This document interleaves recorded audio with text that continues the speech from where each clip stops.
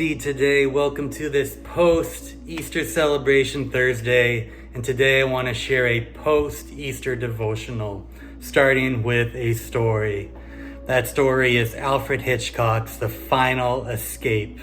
And here is the plot. A convicted bank robber named John is sentenced to 15 years of hard labor in a state prison lumber camp. And determined to get out, he befriends an inmate named Doc. Now Doc, he's in charge of the prison infirmary as well as burial of the dead.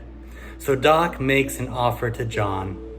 If John will finance an operation for Doc's granddaughter, he will get him out of prison. Doc's plan is to hide John inside of the coffin of the next inmate who dies.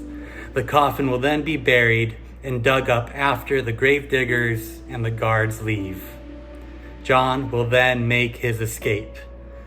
And all goes according to plan until Doc fails to dig John up. Well, you can imagine John is horrified to learn why after the shroud slips off the face of the corpse, sharing the coffin with him, because Doc died of a heart attack the night before.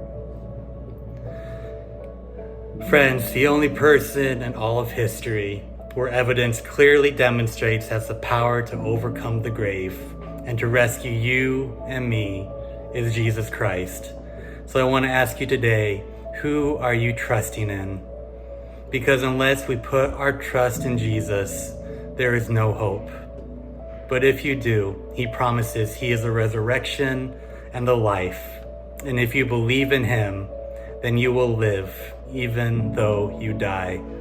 I encourage you to check out the evidence yourself, because who you put your trust in has huge implications for your life in this world and the next. We see after the very first Easter, the same people, the disciples who were once afraid to be associated with the crucified Jesus, boldly went out and proclaimed Jesus had risen from the dead. We read in Acts 2:32, God had raised this Jesus to life, and we are all witnesses of it. A few weeks after the resurrection, in front of the very same people who sent Jesus to the cross, says God has raised this Jesus to life. And eventually all willingly laid down their lives for that truth. History says all the disciples were martyred, all but John were put to death for the resurrected Jesus Christ.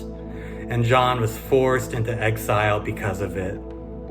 They didn't just believe it.